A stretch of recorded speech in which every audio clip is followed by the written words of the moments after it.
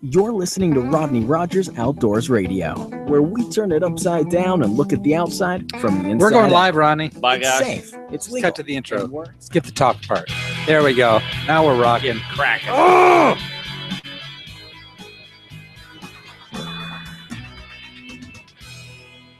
And we're back live again. In I that know kind of- nothing. I know nothing. And cut, edit. So here we are back in the gator hunting. So let's take off where we left off before commercial break. We totally lost Our- lights and internet and everything. Sorry, people. We're back. Um, And action. Gator hunting, talking, go. So here we go. So anyway, we're talking about Eufaula, biggest gator, 15 foot. The one they killed last night, I think it was night before last, was 920 pounds. So we're talking about the size of the tail, the whole spiel. Have we gotten any reports from Florida on what's being caught? Have you heard anything yet? No, I haven't heard anything as far as anything big. I know we've only had 2 weeks. No, you had first week. This is the second week of season. So we're deep in the second week of season. So it's Tuesday night. We're Saturday, Sunday, Monday, Tuesday, 4 nights into the second week. So I've not heard any big alligators being killed in Florida yet.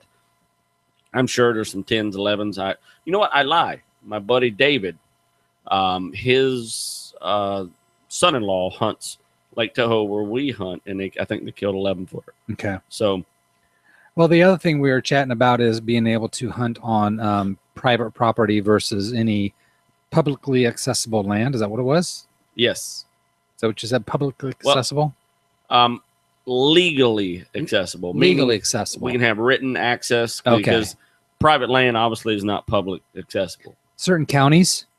Only in Osceola County is where we're hunting. Okay, only in Osceola. Just- Osceola. Just Osceola. And Osceola was pretty big. Okay. I mean, there's a lot of basically we're going to be able to hunt the places that is not on the roster to hunt. So if you're hunting, let's just say Lake Tahoe, Lake George, Gotcha. those lakes that are on the list, Yep. we cannot hunt them. We have to stay out of them. Okay. But we can hunt the tributaries. You know what I mean? Alligator Lake, Brick Lake. There's lakes that's not on that list that are just huge and loaded with alligators. Because the size of the lake really is irrelevant, right? Yeah, absolutely. Yeah. I mean, I've killed 11-footers out of, Yeah. smaller areas than you can imagine. So, yeah, the size of the lake is irrelevant. I mean, I've seen a 10-footer walking down the side of the road miles from any water. So, Yeah. Well, and here's we can kill that guy, too. and another So- thing. Did you hear about this? The close to record bass. So, stop. Where? Oh, yes. Right here in excuse Lake me. Kissimmee. No, let me back up. A Swanee bass. Oh, you know what? I saw the, you know me. I'm the What's head- a Swanee bass? Now, here's the deal. They're smaller. They are only in the Suwannee River, and they only grow to about, I think the record is like 3 pounds. The state record is like 3.5 pounds, maybe be on the between 3 and 5 pounds. I want to say it's around 3. No, now- you're right. Yeah, it's about 3.5 pounds. I'm Okay. seeing here. for the And state the record. color in it is gorgeous. Nick, my cousin, we fished a tournament on the Suwannee River. All the bass. So northern Florida, Gainesville, north of Yeah, Gainesville. it's Suwannee River only. Yeah. Yeah, it's north of Gainesville. It's up by north of Steenahatchee. I mean, it's way up there, and it's only in the Suwannee River, and they grow 12 inches long, and they are gorgeous, man. The fish are just absolutely amazing. Well, I saw the headline: a near world record Swanee bass is live released at the Bass Pro Shop in Tallahassee. No way. They put it in the tank. That would be awesome. Isn't that cool? That is absolutely awesome. So I went to watch the video. I'm like, that thing's dinky. Yeah, they're I mean, it wasn't very near big. world record be Yeah, 3 exactly, pounds. yeah. And people who appreciate that. I mean, you got Coosa bass. You got. I mean, there's now we're starting to see so many different strains of largemouth bass that now people are really like. I have it my goal to catch every strain, every species of largemouth bass Okay. that there is. And I know we talked about this on the show around episode 20. Yeah. It's been a long time ago, and there was only 5 then. Now there's 7 or 8. So, I mean, we've got the Coosa, the red eye, we got the spotted bass, the largemouth bass, we got the so yeah, this one was actually the one they released into the tank at Bass Pro Shop in Tallahassee was 3.75 pounds, and the world record is 3.89. Wow! So it was just under that. But how cool is that to have caught a record bass or potentially see it live and release it into a tank where you can go visit it. You know what's funny is my plan is, and I have a makeshift live well that if I do catch the state record or something like that, you know, I've got a direct line to Bass Pro Shop in Orlando, and I'm going to be, hey, I'm coming in hot. Yeah, it's important. And it's also important to equip yourself with, because again, we've said it before, you don't know what's on the end of that line. That's exactly you drop your line in the water, you could be that. Yeah, exactly. And never know. So have your scale, have your camera, have Trophy Catch Florida is a great way to sign up. Oh, yes. TrophyCatchFlorida.com. Gives you all the information, and again, it's a little club. They give you benefits of just reporting these things. It's a lot of fun. Yeah, so the Swanee bass is absolutely gorgeous. But I thought that was kind of interesting to catch a bass and let it go in the Bass Pro Shop tank. You know what? That's awesome. I wish I'd have fully read that article, and I don't think I did. So what else you got, Rodney? So basically, we're going to be talking about tonight what's left of the show, what we can salvage out of this thing is. We're only halfway through. We got plenty of time. Okay, good. It seemed a lot longer than it was. We're gator hunting this weekend, so now it's preparation. It's what we're going to do to get ready to hunt the weekend. So that's basically what I've been doing. I'm a little nervous. Are you really? Yeah. Excited nervous. Yeah. Because I don't want to miss anything. Right. Well, because it goes so it does fast, it just zips by. We're going to try to absorb. I mean, we're going to be tired by the end of the weekend, so we're going to try to absorb every inch. We can hunt from 5 p.m. Friday. Nope, we can hunt. No, our season starts 5 p.m. Saturday. Okay. Yeah. I'll look at it again. I think it's 5 p.m. Saturday. Because the other one's ending Saturday morning. Yeah, the other one ends at 10 a.m. Saturday morning, and then we pick up at 5 p.m. or 5 p.m. Saturday afternoon, and then we go to the following weekend till Saturday morning at 10 a.m. So we are not going to sleep, are we? It's going to be a long weekend. We are going to sleep. We're going to sleep at the old house there, and we're going to. You know what else happens this weekend? What happens this weekend? When's September 1st? Memorial Day? Is this Memorial Day weekend? I don't know. I don't think so. I didn't heard anything about it. Tuesday is a week from tonight is September 1st. Okay. Which also is limited harvest for snook. Oh, yes. Snook season. Yeah, that's exactly right. September 1st. So let's not forget about that. And you and I are trying to get down to South Florida to do some snook fishing. So have you ever eaten snook? Oh, my God, Mike. Have you? I don't think that I have. No. You would remember. It is absolutely probably one of the, if not the best fish out there. And snook is a premier fish of Florida. Definitely a premier fish of Florida. Yeah, it's definitely a premier fish. It's one of the many reasons. I mean, one of the sought after fish in Florida, right? Is primarily Florida. I mean, is it a Florida fish? Yeah, it's a South Florida fish. They don't have snook in North Florida, if that tells you anything. Yeah. Talking to Tony Young, our buddy at FWC, he says, "Man, Rodney, I've never seen a snook." And I'm like, "Well, they don't have snook up there." He goes, "No, it's too cold." And I didn't even think about that. I just think Florida, it's got to have snook, but it doesn't.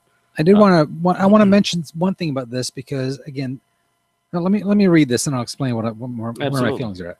It says, this is off the FWC website. While the fishery is already more than 90% catch and release, the Florida Fish and Wildlife Conservation Commission encourages anglers to continue to use moderation when determining whether or not to take a snook home. Because Gulf snook populations were negatively impacted by a 2010 cold kill.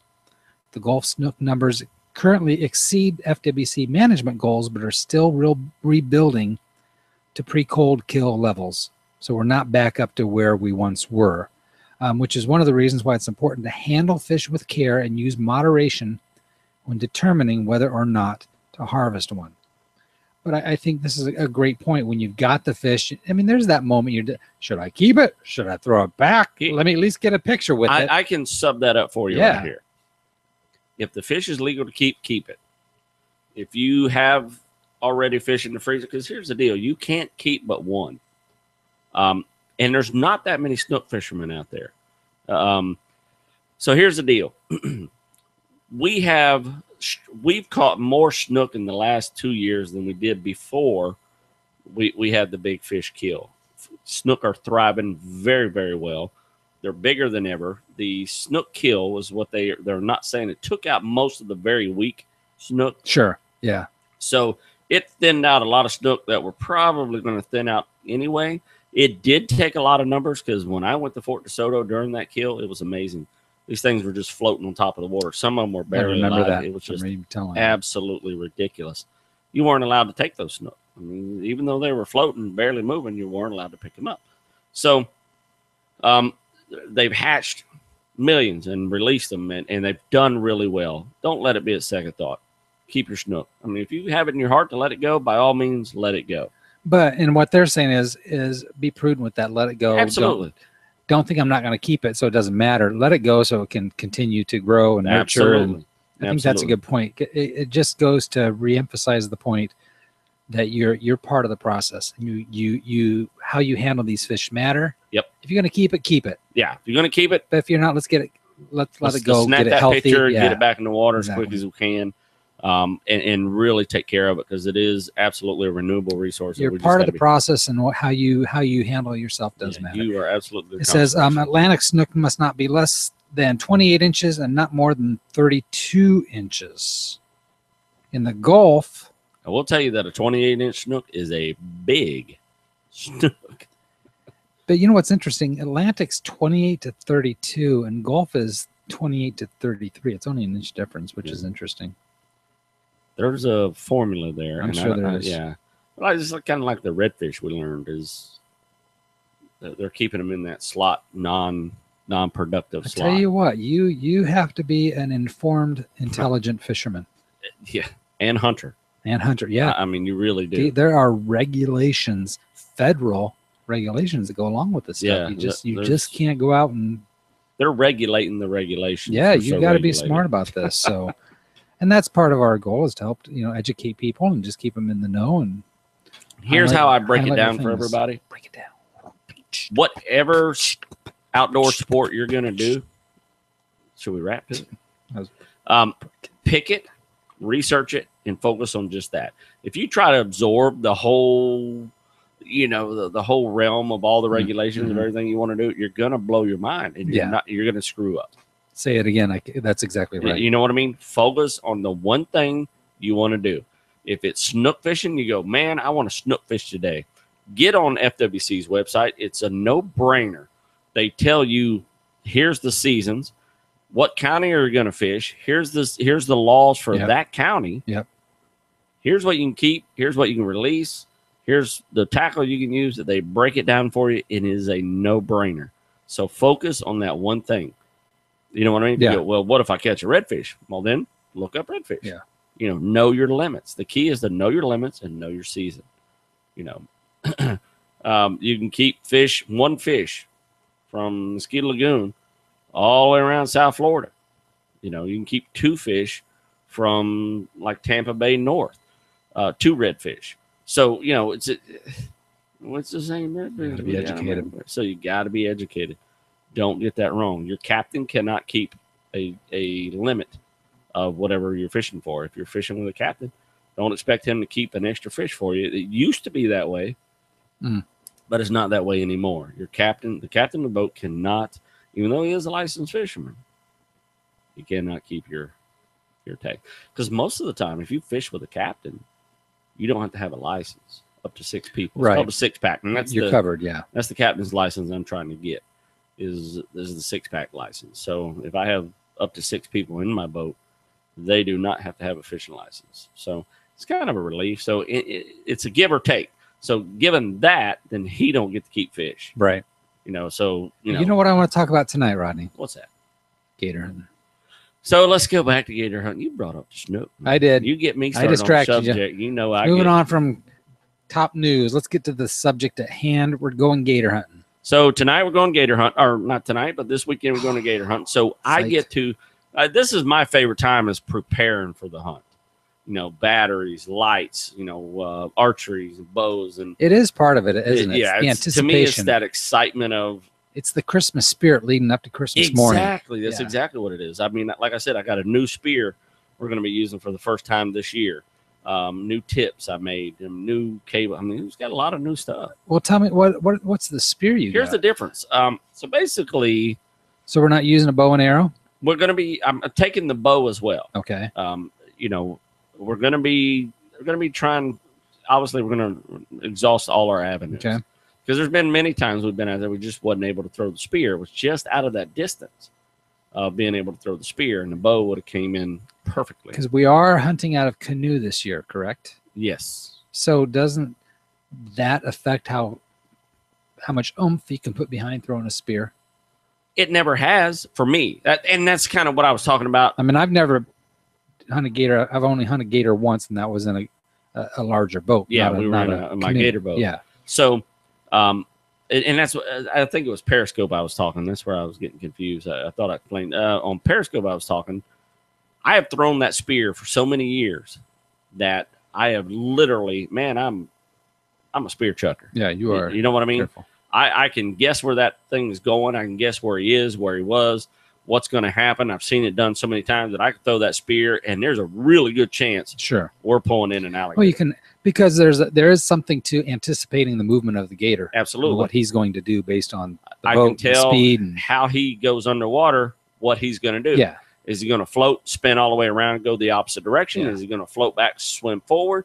If he busts out of there, is it what he's going to do? Because I've seen it so many times, and when you see him in clear water, a lot of times I won't throw the spear. I'll just watch. The smaller alligators, 6, 7, 8, 9 foot. Yeah. I'll watch them, how they spin, how they turn, what they do, and how they react to our boats. So anticipating and seeing that so many times, anticipating, I know exactly where they're going, and I could throw that spear. I've caught them by the webs of their toes, and their skin is so tough, and they hate that. They hate the old toe web catching trick. So one time, I literally, my buddy said, "Dude, he's gone," and I threw that spear, and he goes, "What in the world was you throwing at?" And all of a sudden, the rope, goes out of the boat with the jug. He goes, "No way." I said, "Dude, I kind of guessed where he was going." So I thought I nailed him good. I thought, man, I must have got him good because the jug is just taking off across the lake. So we get the jug, we're pulling him up, and all of a sudden I pull up his back leg. I caught him in the web of his toes with this spear, And once all it takes, though, right? Exactly. Once that spear is in him, dude, it's a lock. It's you just lock the lock. You just lock the schlag. Because you have a spear. For those who don't, and this is the pinnacle, in my opinion, of the gator hunt. There's a spear with a rope attached to it. Exactly. At the end of that, and the other end of that rope, it's attached to a jug. Literally a jug. Yep, we got a sitting big in the bottom of the boat. Orange Tide. It's a Tide jug because it's orange, where you can see it. And when you pierce the gator and snag the gator, he takes off, and it pulls that rope, and the jug. It's not tied to the boat. You just know you have a reference. You can follow the jug now. Yeah, because he's going to swim whatever distance it is, and he's going to take a breath. We have about 30 feet. Is that what it is? Yeah, that's exactly right. We have about 30 feet of 300-pound test line tied to 50 feet of basically ski rope, white ski rope. So at that point, you got a gator. Yep. And now the fun begins. And this is where it comes. That's where you can turn on the lights in the boat. Talk, play the music, yeah, exactly. Smoke a cigar. Here we go. Roll the cameras. We know it's because now you're going to start. Now you pursue and pull them up and And at that point, what happens? Christmas morning now. It really now you get to unwrap the present.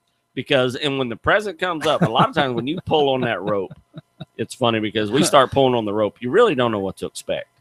Because you see the gator in your mind, like, man, this was a giant gator. If your jaw drops when you throw that spear, you got a phenomenal gator. What do you mean? When you... If your jaw drops. I guess I've seen so many alligators, I can immediately get a blink stare at an alligator and know if this is one we want to take, if we want to skip on this one, if we want to. And a lot of people see an alligator and they can see a 6-footer and go, my God, look how big this thing is. It's a gator. In their mind, it's 10 feet long. And when we pull it up on the boat, he goes, wait a minute, I could have sworn my gator was bigger. Well, you stabbed this one. Yeah. So, I mean, you've seen it. Yeah. It just, your mind plays tricks on you. So, I think one of the times I went out by myself, I actually speared while driving this boat. I speared a 10+ footer. And when the jug went out, and this thing just takes off across the lake, I'm like, this is a done deal. I got this thing. And then I got to thinking, wait a minute, I'm by myself. What am I going to do now? So, and this is what I was talking about earlier. As you pull this rope in, along comes 500 pounds of hydrilla. So you're pulling up weeds and grass and muck from the bottom, and you don't know that, and that's why I have a knot 6 feet away from the head of the spear. So when I get to that knot, I'm 6 feet away. You know what I mean? Slow down and think about what you're doing. Exactly. So once I'm 6 feet, I go, okay, he's really close. That's a great tip right there. I need to find the head of the alligator. So yeah, that's exactly right. You wanna give yourself some kind of indicator. A lot of people use bright orange, yellow line, 300-pound test, but when you're pulling in and it comes up with 100 pounds of grass, you don't know where that alligator's at, and you have to peel that grass off of your line in order to get him closer. And if you're peeling it off on the other side of that knot, you got to be super, super careful because you don't know where you speared that gator. I mean, you would like to control the situation and spear him exactly in the neck and know that you're up at his head. But if you got him in the... Is it better to pull him up tail first versus head first? Or no, it's better to pull him up head first because if you control the head, you control the animal. Okay. You know what I mean? Okay. If you got them by the tail, like the back of the webbed foot, they can easily swing into the boat and start biting. Okay. And that's what they do. Once they get on that surface and they're threatened, they'll start biting at everything. Sure. They'll just swing around and just start chomping. And you don't want to be on the business end of that. So you're pulling up that grass. Now you get to the knot. I love that phrase, by the way, the business end. Yeah, the business end. I tell that to people. You don't want the business end of this. That's exactly. Yeah, that's the business end. Which end is your business? I know. I just thought about that when I said that. I'm just waiting. If you can point to it. As you were saying, Rodney, as you were saying. So I know when I get to knot, okay, I'm 6 feet. So I start very slowly pulling grass. And then I just sit there and I let the water settle and I let things come through. If I can see his tail pop up at one end, and a lot of times their tail will float up first. And I go, okay, well, at least I know that end is the tail. And I can kind of gauge where I have him speared at and go, okay, I've got him speared in the rib, somewhere around the center of the body because I'm about half and half, So, and then I pull the bang stick out. We take it off safety. The point to realize at this point, this gator is still 100% alive and dangerous and upset. Oh, yeah. Yeah. Oh, very upset. All you did is snag him. All we did was secure the option to see his eyeballs. Yes, he's very much aware of his situation. And boy, is he pissed off. I mean, you know what? What's funny is they're not really pissed off until they see you. And then they're pissed off. So there's a couple things you got to watch out for. How you laid the rope in the boat.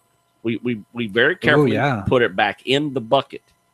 We don't just pile it in our floor. Because you could snag yourself. You get a 900-pound alligator doing a Hercules run away from you because he's scared, and it's around your foot with 300, 400, 500-pound test line. A couple things can happen. You're going in, and or your foot's coming off. I mean, it's a lot of danger stuff, involved in this. And this is where we're going to review the line cutter's ring. I have a ring I got from the guys from iCast. Yeah, but we're talking rope here. Well, we're talking, once you get down to the 6-foot part, you're talking 300-pound test. That slips it in a heartbeat. Will it fit in there? Absolutely. Beautifully. You have to sit there and saw. Nope. Instant cut. Really? Instant cut. Absolutely. And that is going to be on every one of us in the boat. It's absolutely going to be on us all. So, you remember what? I thought that would be a great solution or safety thing for divers. You about divers getting caught up on things, you know, nets, and that's a good idea. Don't want to distract you, but no. So the one thing I do when I get everybody on the boat, I hand each person a bullet for the bang stick. I go, here's your bullet, here's your bullet, here's your bullet. I thought it was my souvenir. Like, here's your souvenir. Rodney, I'll put that right here somewhere safe, or I haven't. Yeah. So, and the reason, do you know why I do that? Let me guess. Let me not guess. Let me try to recall. Okay, there you go. Try to recall. I can't remember. Because I don't want anybody fishing around. When we have a dangerous alligator on the end of the line, no one needs to be fishing around. Hey, dude, who's got the bullet? I don't know. I ain't got it. You got it. I gave you the bullet. You got the bullet. So each person has their own bullet. So when they or whoever loads the gun can put the bullet in themselves and load it and bang the alligator. So we don't have to hand it boat to boat. We don't have to hand it to the front to back. And 22 caliber? No, it's 357. 357. Yeah, it's 357. That's what I was saying. That's what I meant to say.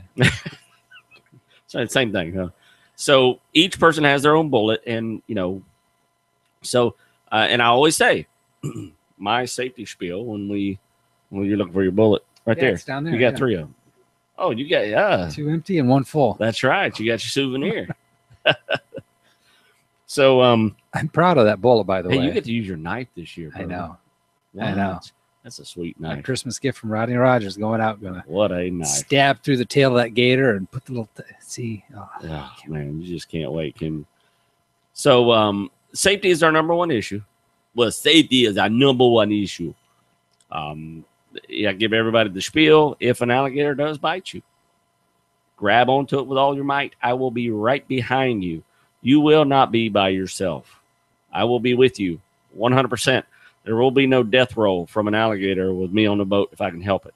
I will bear hug this alligator. And I mean, the fact is you got to look at the things that could happen and that can happen. And then it could likely will. Alligators, whoa. Likely will. What's that comment? If you get near the alligator's mouth, you've seen Nick and I in action, you know. Yes. We try to be safe. You know, we want this very carefully. We don't arouse the gator. If you pull that gator nice and softly, he doesn't know he's moving. He's clueless. Alligators don't have a sense of, hey, wait a minute, I'm moving backwards. Like you said, until you meet eye to eye, until he sees you. Once they see you, you see them. You hit them with the flashlight. There's things you need to do, need to know. And I go through all those things. Hey, you've been through this. Yeah. Well, because the fact of the matter is there's risk involved, and there's you approach a sport like this, as any sport, with safety conscious, experience, somebody who's experienced, who's been here before. But especially when you're gator hunting, you're potentially in the middle of a lake at 2 o'clock in the morning, right? And it's pitch dark, and you got a 12-foot gator on the end of a rope. On the end of a rope, there's risk involved, and there's potential danger. Yeah, so you have to face it with the reality and a plan of attack if something does go wrong. And I always go out with a plan. We're never not without a plan. So if a gator got a hold of me, mm-hmm. or the person you're with, because I'm probably running the camera somewhere else, you would jump on the back of the gator instantly. What does that do? What's that accomplish? What it does is it secures the body from going into a death spin, what they call the death roll. And that's where it gets ugly. Yeah, because normally if he's going to grab anything, usually it's your hand in the way because you're in the grass, you're doing something. So if he grabs your hand, 99% of the time they'll grab it just to say, leave me alone and let it go. But if he doesn't, he'll do a death roll. And that's usually what they do. It's just instinctively. And that's when I jump out of the boat onto the gator, and him and I will go into a death roll together. But that's the key. That's why I'm on him, to keep him from the death roll. Because once I have a hold on him, they can't spin. Because I immediately put my legs around where the tail can't do a whirl. And, we keep them. Because remember what I told you. Once they bite something, then a lot of times they won't let go. Yeah. So once he has me on his back and something in his mouth, he knows this ain't good. And they let go of whatever's in their mouth. And that's what we want. We want them to let go. So it's still potentially dangerous. 99% of the time it goes 100% right. Well, but you're foolish if you ignore the fact that there's potential danger. Absolutely. Yeah. You have to in order to approach it properly. Yeah. You don't want to be I mean, you don't want to be out there without a plan. And then look at somebody standing there without an arm or a leg or a foot or a hand and go, oh, my God, I didn't expect this. Yeah. This is. I mean, we even sad news even, 3 weeks ago. It's the danger is there. There's no doubt about it. The danger is there. It's not a laughing matter. Right. It can be a good time, but you want to approach it. Yeah. And this is the first year that they, first or last year that they opened up to people under 18 years old. Now, what's the rules with that? What's the guidelines? It used to be 18 years old. Now you can be 16 and hunt alligators. But with an adult, I'm assuming? Yeah, definitely with an adult. And you still have to have, an adult with you. Yeah. So, I mean, that's the key. It used to be if you took a child under 18, it was child endangerment because this is these animals bite to live. It's not a controlled environment. 100%. Right. Yeah. There's variables, right? There's always variables where this comes in. So, use your head. If you're going gator hunting, if you have any questions, I've done it for, I can't even tell you when, since long time ago. Yeah. Let's just say the 80s. I've caught many alligators. The worst bite I ever had from an alligator was an alligator with just a head. So it's important. Wait, what? Yeah, the worst bite I ever had was we had killed an alligator. Now, for those of you that don't know, an alligator has 4 chambers in their heart. And they have a shunt below their heart and their arteries that allows them to mix. They have, oxygenated blood and non-oxygenated blood. It's kind of like we do. We have the ability to mix it. Well, they can mix it after their heart to keep their body flowing. They can mix the oxygenated blood with the non-oxygenated blood after the heart. And that allows them to stay underwater that much longer. It slows their metabolism down. So they can live technically longer. So if you cut the head off an alligator and you have not destroyed their brain, they're still functional from the jaw forward. There's muscles are in the jaw bones, not in those big jaw muscles you see. That's so they can turn their head. It has nothing to do with their chompers. They're like, sure, it has a little to do, but not a lot. So they're still dangerous. They're still dangerous. So this kid brings me, we killed an alligator, and he goes, oh, how do I clean this head like you do? Because I clean them, I mount them. You've seen me mount alligator heads. So, and I go, and the jaws just flopped open. He's like, bleh. So I said, oh, here's how you do it. And I put my hand in the alligator's mouth to where it's now got me like this. And I take my knife out and I jab it right in the back. I said, you got to clean all this meat out. And I jabbed it with my knife and it bit down and would not let go. I was embarrassed. I was really embarrassed. And I looked at my buddy and he goes, what's wrong? I said, this thing got me. And he starts laughing. I go, no, dude, I'm serious. He's got me. His teeth went straight to my bones. And I went, he's got me good. He goes, well, dude, take it off. I said, don't you think I would have by now? So he grabbed both hands on the bottom jaw. I grabbed the top jaw. And we're trying to peel this alligator off my hand.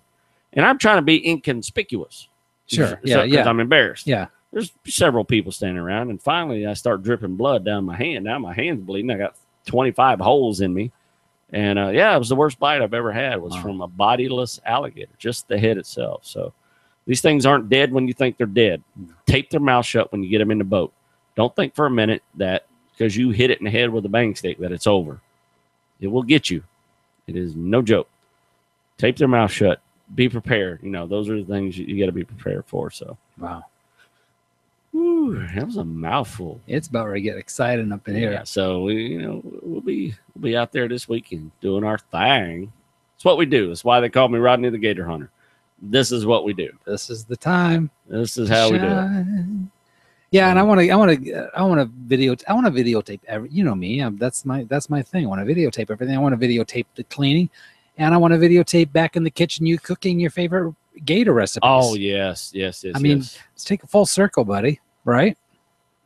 Absolutely. Let's do it. Post your recipes on the it's website. More than because you know me. Yeah. I mean, now here's let me give you a little health fitness thing about this. Alligators higher in protein than chicken breast, lower in carbs. Yep. You know what I mean? Yep. So it's really good for you. Yeah, it's solid protein. Cooked completely. And if you fry it, you just throw Right. all that out the window. It's irrelevant. And as you know, I don't fry most of my my stuff. I don't fry a lot. You can make orange gator. You can make pepper mushroom gator. You can do everything with gator you do with chicken. You really can.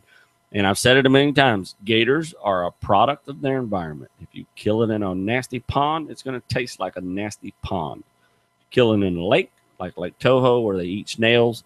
And so, you know, their biggest diet is snails. And then, man, that's why I pull Toho every year. They taste really, really good. Well, the fact of the matter is we got a lot of big plans we want to do with gators, but we got to start by catching one. We got to catch one. And that's where we start this weekend. This weekend will be the weekend. So what do you think? How are we doing? We're done it. Whew. So that was our 1 hour spiel. I love it. I'm excited. So we will be periscoping. I'm excited. We will be periscoping. That'll be fun from the field. I think so. I think everybody will tune in. My gosh. Again, you can catch us at rodneyrogers.com. Yep. Brand new website. Periscope, Rodney Rogers Outdoors. Just Google Rodney Rogers Outdoors. It should show you about everything we do. Give me a day or so. I'll put up a link on our social. On our social side. Yeah, Instagram and Yes, our social side. So, Mike, you got anything else? I don't. I'm just excited. Yeah. Can you tell? I can see it. I mean, it's coming. This is it. This about to explode. This is the Rodney Rogers Christmas season. Exactly. It really is. Well, on that note, as my mama said 18 million times, Yes, and I mama. pray I get to say it half as much. You kids get outside and stay.